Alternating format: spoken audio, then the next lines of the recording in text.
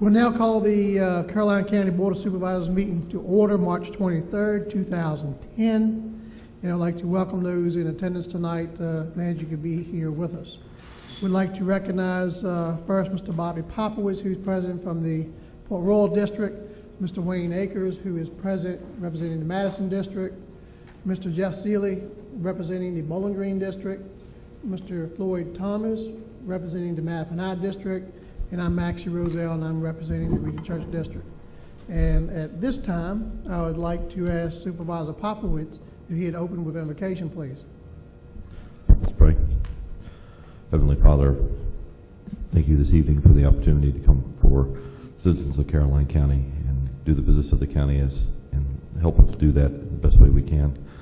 Also, Father, please be with the men and women who are out there risking their lives on a daily basis over in Afghanistan and Iraq and other areas of the world to protect our freedoms and allow us to do this. In your name we pray, amen. Amen. Please stand and join us in the Pledge of Allegiance. I pledge allegiance to the flag of the United States of America and to the republic for which it stands, one nation, under God, indivisible, with liberty and justice for all.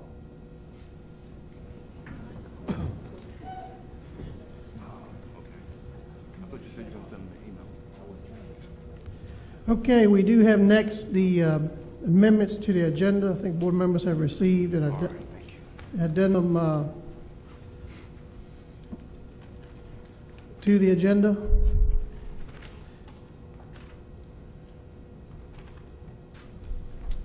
The additional information that you received was the agenda item number 1 on the presentation and reports for EMS billing.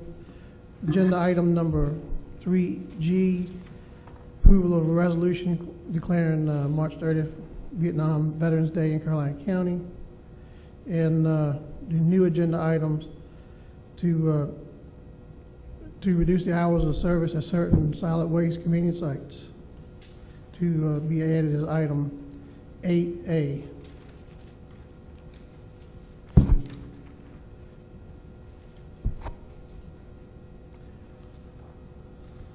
So motion. So move. Second.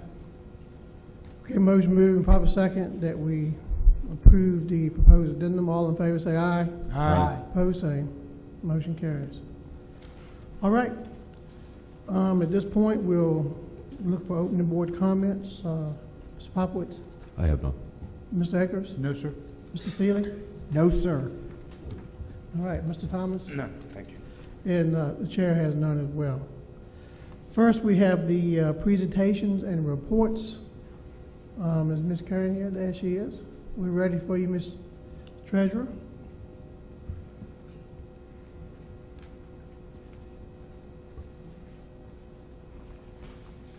Good evening. Mr. Akers, you look a lot better tonight than Thank you. a little less casual. Yeah, thank you. Than our meeting this morning. We went over some of the finance information, kind of where we were at this point. February, we've gotten some of our business license payments in. We're starting to see an increase in the debt set-off payments, the ones from the state income returns, and we're also have begun selling the county decals as of this report. So I really think at the end of this month, at the end of March, you're going to be able to see where we are with business license, hopefully with the decals that we've sold and the delinquent taxes that are going to be paid in order for folks to get their county decals. So this is kind of an interim report. I hope, when I come back to see you, and I'm not sure I'm going to be ready by the one meeting in April. But we've looked at the utility collections, the billing for that, and I think Ms. Hatcher's got some more information on that. I will put this out, reminder, you have until next Wednesday to get your county decals if you haven't already purchased them. We're going to be open Saturday from 8:30 to 12:30. Also be open on Monday and Tuesday from 8 to 6, and again on Wednesday from 8 to 7. So we are trying to have some extended hours to let the folks get in there. there any questions about specific? Any questions of Ms. Kern? All right, I understand Ms. Hatcher, you said has some information she'd like to share from, appreciate you guys working so closely together to make everything work, so. In your packet, you have the February financial statement. Basically, we're at 60% of revenues collected. We're at 69% for expenditures. As Beth was saying, a lot of the collections we're doing right now are in March, so this would, as of the end of February, so we're collecting quite a bit more right now.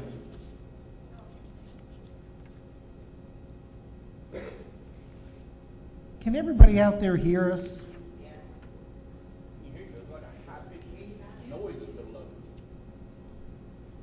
You getting the same noise from the?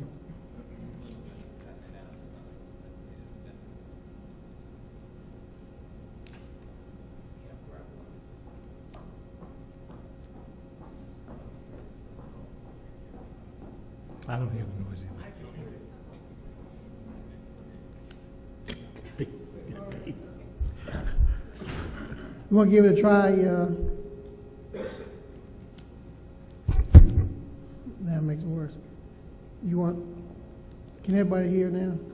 I can hear just the. Okay, can we make it through? Yeah, okay. Okay. Ms. Hatcher. With the recent General Assembly actions, we have made a best guess estimate on some of the cuts of that nature. The compensation board will not release the figures for the localities until Friday. So what I did for our projections is a guess based on what I could read. I have not gotten the information from the schools yet either on their effects, just to find out where we may be. In my report, it shows most of the departments are either at or below this 66% spending level, which is about where they should be for this time of year. Going forward, projecting out as best I could, revenues for the general fund look to be short for the current year by about $13,000, which, given the cuts that we are going to receive from the compensation board, doesn't matter where I stand, but with the increased taxes, the net effect basically is going to have us a little bit short, but not as badly as we thought. Sales tax seemed to be coming up just a hair, so it's not quite as dismal as what we originally thought. The utility fund, I believe, will come out just about where they should be as far as their revenues. Still trying to work through some of those projections because we did have change in rates. There were some changes in the billings. There were some errant billings. So all that is working itself through. The one thing I did want to point out, which I believe is important, when Ms. Curran and I both give our reports, part of the report is on a cash basis and part of the report is on an accrual basis. So you don't always have apples to apples, you have apples to oranges. The current year budget, especially on the utilities, does not have any general fund transfers budgeted.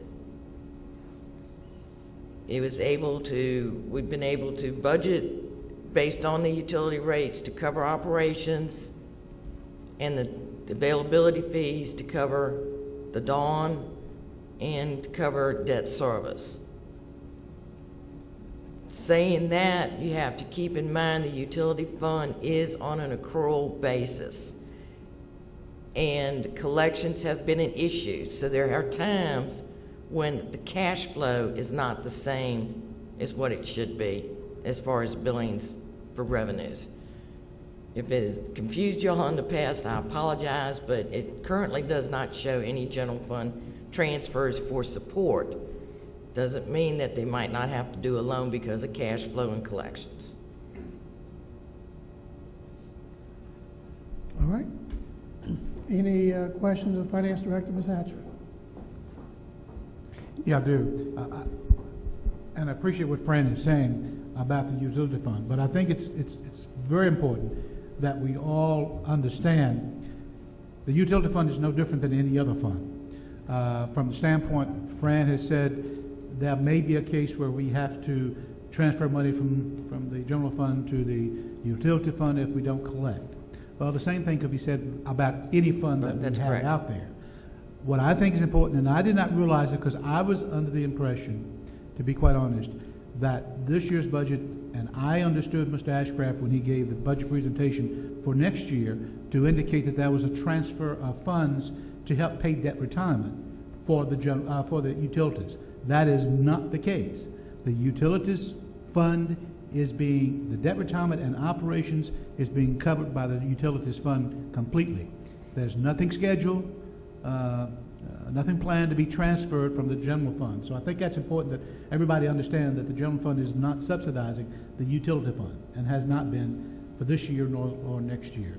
You also have to keep in mind, it does not cover, the utility fund revenues do not cover what it owes back to the general fund. That is a whole different story. We haven't talked about paying that back. I'm talking about the debt retirement that's out there. We have to pay the people who keep them coming take us to jail for not paying their bills. Those are the ones that I'm referring to. The other issue that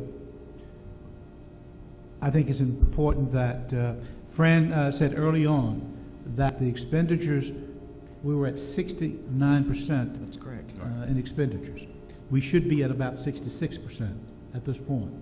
But one of the things that is throwing us over in expenditures has been the jails that we support.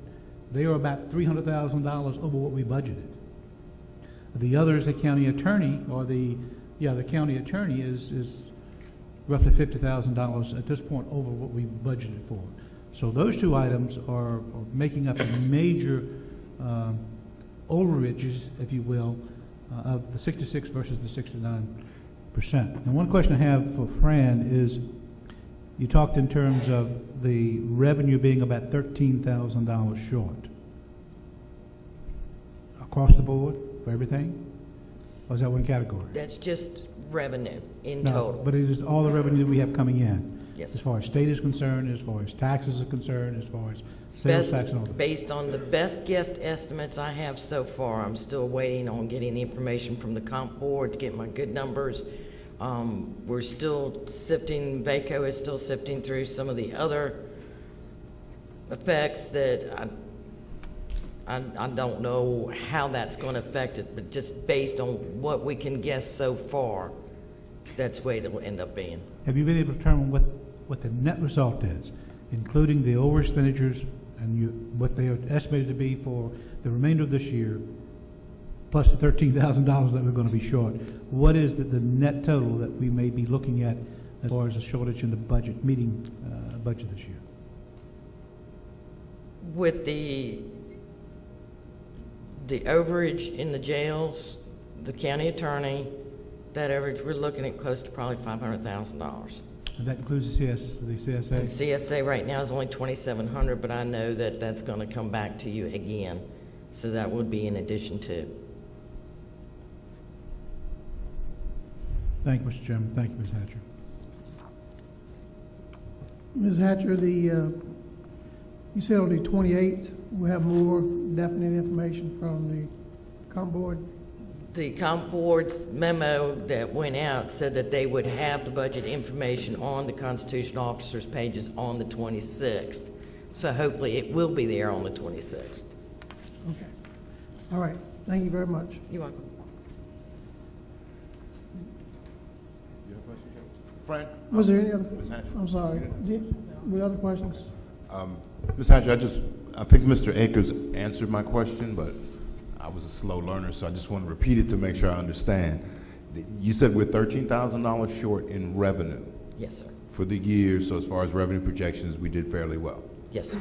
Anything in particular that was that came in over what we thought, or you think it's going to come in over what we thought significantly? The public service taxes, personal property taxes are coming over. We had a land sale that was not budgeted that's being recorded as revenue. And then we have some other revenues that are drastically under. Land sale, that wasn't some land the county had that we sold. That was a... It's actually the proceeds of like unclaimed property, from 2 years ago when they had a land sale. If folks don't come forward and claim the fund from the sale of the property that Mr. Burkett trust, that money reverts back to the county. The reverse, okay.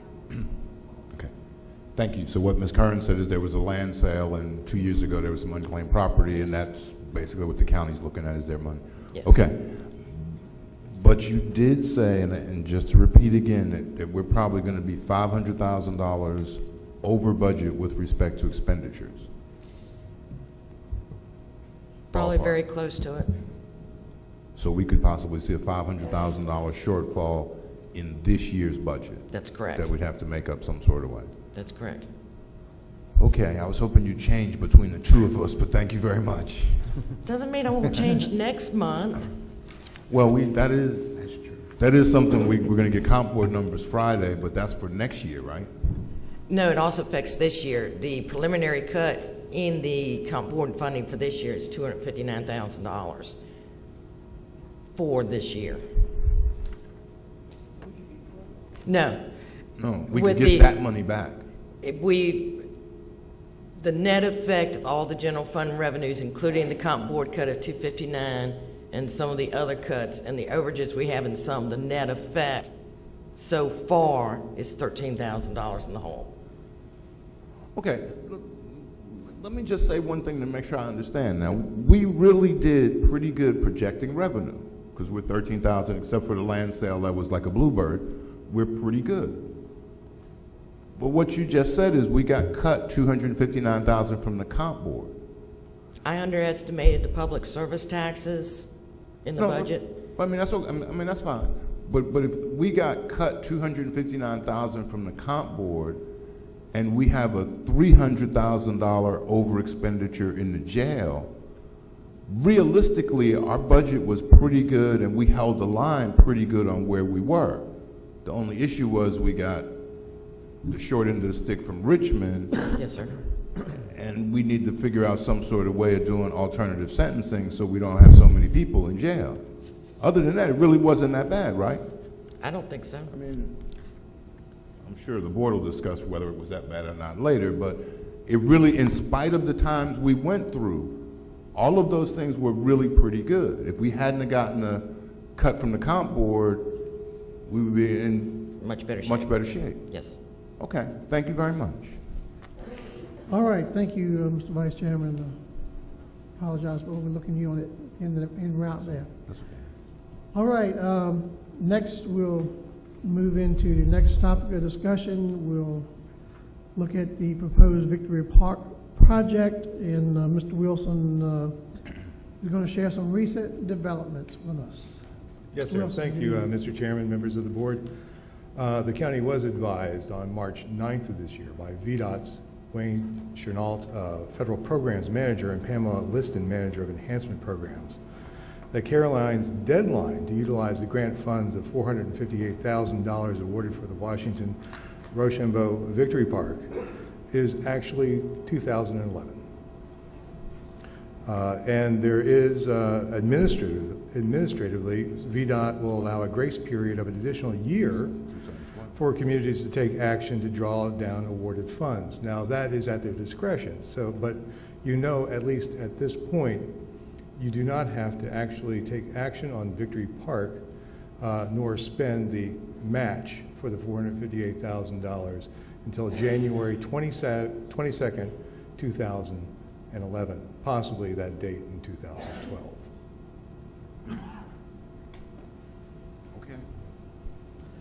All right, what other developments do you have? Have you had some good discussions with the town of Bowling Green? But we have informed them of this information. They have not gotten back to me. You gonna wait? All right, Have we had discussions with Town of Bowling Green? Mr. Chairman, we have. One reason Mr. Wilson is here giving you the update is because, as he said at the last meeting, we kind of turned the project back over to the town because they were interested in pursuing it and possibly funding the match. Now I think what's back before you is does the board want to wait until next year and keep project within your realm and pursue obviously joint partnership with the town, but not make any decisions as of this time as far as spending what would be needed as a match. Okay, I think other board members have questions. So we haven't heard back from the town as to what their intentions are from the first deadline. Yeah, the town's position, as I know it, is that they wanted to reduce the scope of the project, which obviously would reduce the match. And that would basically be eliminating the parking area and just developing the property behind the courthouse. Now, in light of what Mr. Wilson has found out, it's possible that if we wait until next year, that maybe we could do the whole project if the board wanted to do that. If I could make a suggestion to the board, can we ask the town to give us kind of a scope of what they want to do and what they think the cost will be, and then maybe at the next meeting, and then we can kind of make a decision from there. Sure. Yeah, what I'd like to also know from the town is how much money do they plan to contribute to the process? I guess my thought is the fact that if we're talking about eliminating the parking, that was the main driving force behind the park. The board members that have been here, when that was talked about, that was the purpose of the park, was to provide the parking area. And my thoughts are, if they're not going to contribute anything to the process, we had to borrow the money for the Victory Park. So why not just turn the money back in if we're not going to do the project? And I don't know that downsizing it to the point where you're eliminating the main purpose of the park does you any good. So I think we probably need to decide before next year, because we're going to pay interest on that money for another year if we don't do something with it. And we need to go ahead and make a final decision and either go with the park or don't go with the park. And if the town has said they're going to contribute, we need to get the money. Mr. Seeley? I guess we've gone from doing the park to not doing the park to doing something else with the money to letting the town do the park. I thought we'd turned the $100,000 back in already. I thought we said we were out of the park, which is why we turned it over to the town. We said, if you want to do it, spend what you want. I mean, am I correct? You're correct. I don't know. Well, when I say you're correct, we gave the project basically back to the town for it to develop if it chose to spend the match, and they have not developed those figures yet because the scope of it is not before us. We can't relinquish the project in full because we're the agent for the grant. We're the grant holder. That's right. That's right. I was not under the impression that we had turned the park back over to the town. I was under the impression that we had said that David Stork was here and said, the town feels like the town will contribute something. So we said, are we talking about $20,000 or $40,000? So it then became whether the county was looking at $87,000 or $77,000 or $67,000, whatever the number is. I never thought that we had said to the town, if you want to park, you build a park. Because the parking was for the county. It was not for the town. My understanding was we turned it all over to them because we weren't going to participate at all. I did not have an understanding. I did not have that understanding. I concur, Mr. Akers. Yeah, Mr. Chairman, if I may, my understanding was, you're right, if there was some vacillation about whether we're going to do the park or not do the park. Yes. But at last look, the town was going to look at the park, downsized it just because of their fiscal responsibility, And the county was pretty much letting them do it because we felt there was a sense of urgency. So we had to do something with this money right away. I mean, the fact that we have till 2012 kind of changes the picture. And I think whereas the scope was being defined just this past year, we really hadn't designed the park totally. So aside from the fact that we have to pay interest on the money, there's no real downside to work together with the town. Maybe that's what the town could put up, whatever the interest is going to be between this year and next year before we do something. But I don't see any problem in us continuing to look at the park as a joint venture with the town. So it's going to be in the town, it's going to benefit the town, it's going to make the town look better. You know, the town has the ability that maybe they can contribute some. So my opinion would be to let's continue to move on the path we were doing, and maybe the town council doesn't meet until next week, so they haven't met since this new development. So I guess we need to give them a chance to meet and see what they say. But the county's got to get something out of this as well. If the county's going to put up money, the county's got to get some benefit out of this park. It cannot. I do not believe it can be about. That's what. No. That's as much where as I like the town to Bowling Green, but it cannot be all about what the town is going to benefit. The county has to benefit something from it. I don't know who he is. No, and I think certainly, you know, most partnerships I know are about 50-50. Absolutely. And if I see something like that, that's what I like. Well, the point. So the point was, we were going to pay $90,000 for a parking lot or something in that vicinity. So we got all of this for $20,000 more. If the town pays the interest, we keep the parking lot, we let them have a little input in what it does, we're all happy. I'm looking for a win-win. If they pay the interest right now. Yeah. Okay, and I'm fine with that, but I just think we need to let the town tell us, what are they going to put into it? They should know at the next meeting whether it's going to be $20,000, $0, $20,000, or $40,000. And those numbers have been mentioned. They have been thrown out there as to the possible contributions. And if that is the case, and if they're going to put it up, and we are going to go ahead with the park, why delay? Go ahead and get the park built. I mean, how's it going to cost us? What is it going to cost us more to build it if that's what we're going to do than it is now? Why wait till 2012 to build it if that's what we're going to do? I'm not sure I want to spend that $100,000 this fiscal year. What? You can't use it for anything else. The money was borrowed for the park. And so it's not that you can use it to offset any other expenses. It's for the park. That is a point. Okay, it sounds like we should be able to get somewhere with this, you know, next 30 or 60 days for sure, but I think we can make our mind up what we want to do. And they're selling this. Okay, because if we did borrow the money for just the park and that's all we can use it for, that's it. If I Mr. Poppins has it. again, can I ask that can we get the town to come here and give us their proposal and their money, please? And so that we can figure out what to do. And I'll be available if we need to meet with the mayor. Try to sell this up. Okay, cool. Okay. EMS. Any questions? All right. Thank you, sir. Thank you, sir. All right, next we'll get a report from the EMS fee-for-service billing program. Chief Lehman's going to make the presentation this evening. Good evening, Chief. Good evening. Mr. Chairman, board members.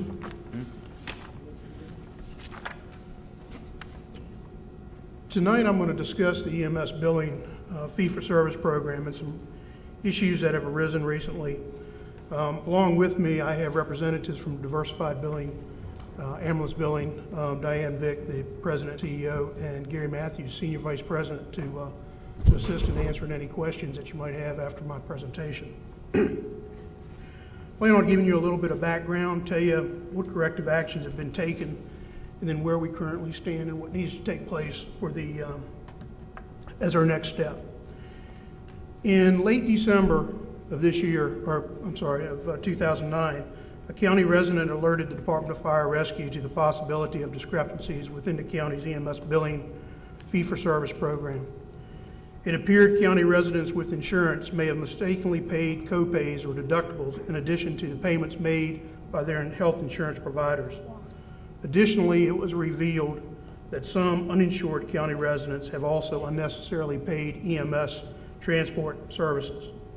By county ordinances, These payments were not required by either group because of their residency status. Once the discrepancies were identified, a meeting was scheduled in mid-January with Diversified Ambulance Billing to review and evaluate how the EMS program was initially established in 2007. All the billing was placed on hold until the true extent of the situation could be determined. It was determined that the program was,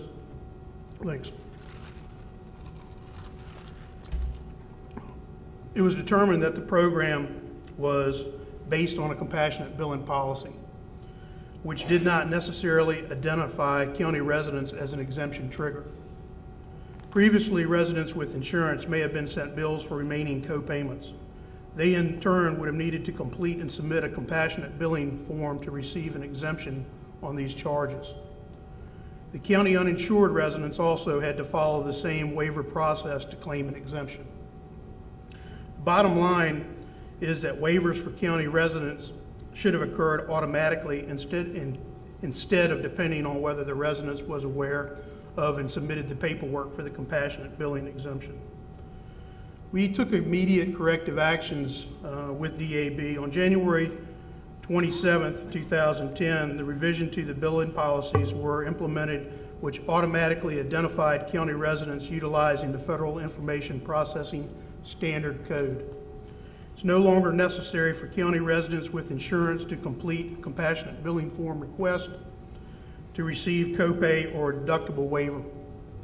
All copays will immediately be negated based on the status as a county residence. The county uninsured residents will qualify for the billing waiver based on the taxpayer status. They will receive a bill as required by the insurance regulations in addition to or actually combined with the county resident waiver form now.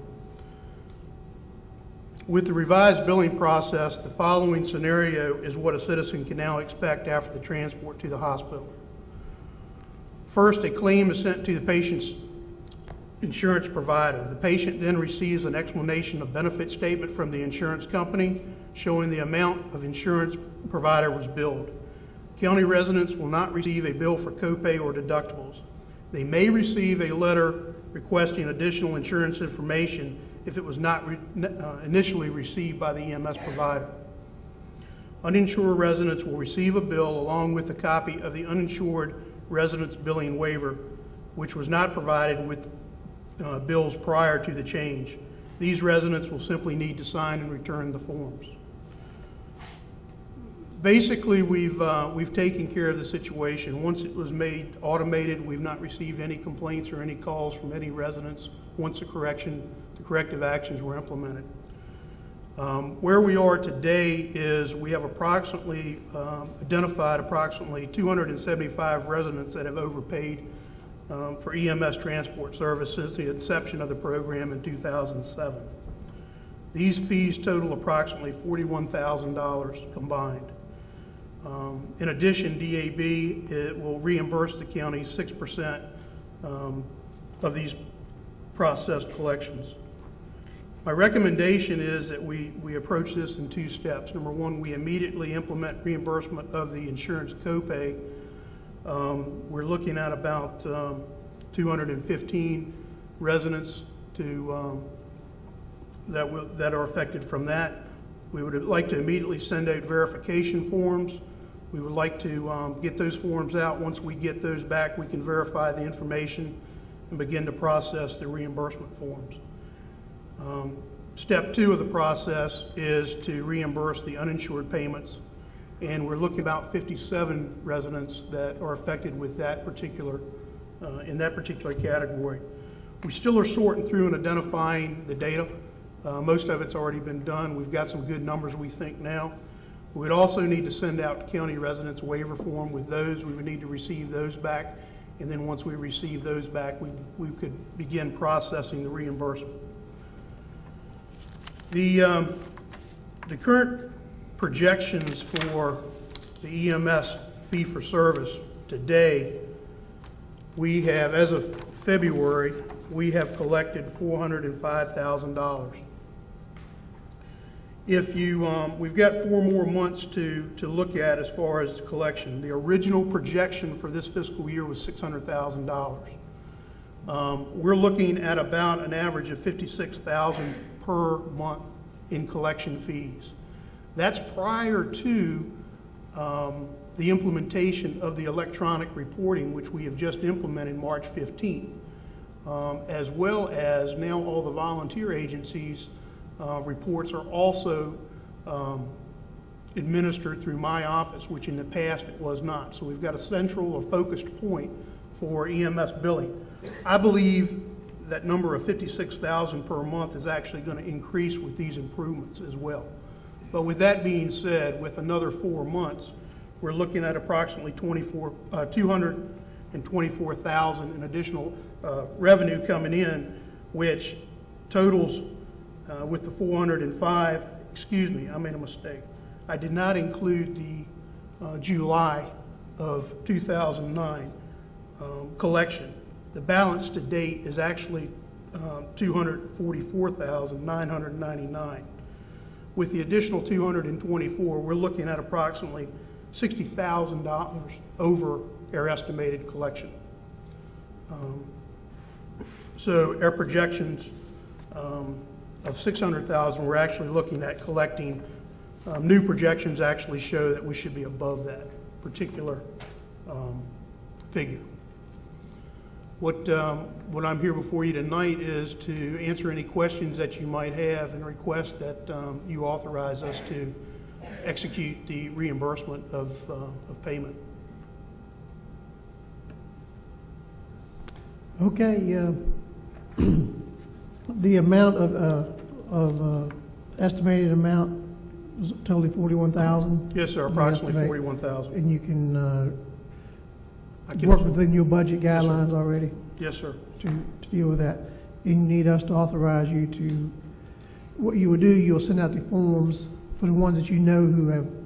We have got the information, we've got names, we've got addresses. Right. We'll send out verification forms, verify that is the individual, and then work with the county treasurer and the finance director to execute payment once that is verified. Okay. All right, Mr. Ashcraft, we need a motion for that? Yes, I would like to see that authorized. All right, questions of Chief Lehman on the top?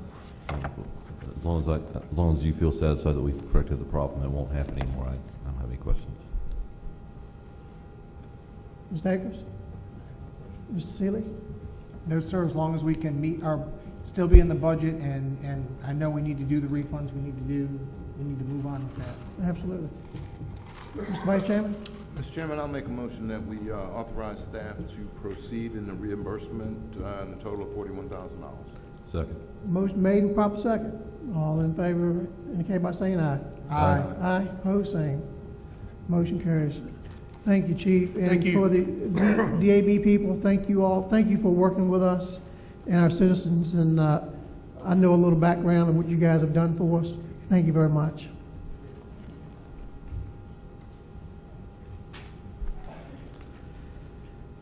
Okay, next item we have appointments. Board of Assessors for Mattaponi District. Mr. Chairman, the replacement for the Mattaponi District, I would like to request the board to appoint Reva Barrington. All right. Second. I'll second that. All right, motion made and proper second to appoint Reva Barrington to the Mattaponi District Representative Board of Assessors. All in favor say aye. Aye. Aye, opposed, same. Motion carries. Recreation Advisory Committee, at-large member. Mr. Parton, do we have any names on that yet? Mr. Popowitz? Yes, sir. I would like to make a recommendation to this Mr. board. Popowitz has a recommendation. Yes, sir. The gentleman's name is T.C. Collins. He is a state trooper, and also he has worked with youth programs in the past, and he has agreed that if we'd like him to serve, he would serve. He's also on the Youth Council in Fredericksburg, I understand. That is correct. All right, motion made to appoint T.C. Collins to replace, for the replacement for the Recreation Advisory Committee. All members in favor say aye. Aye. Aye, opposed, same. Okay, someone gonna make sure we notify, Mr. Collins of the meeting date.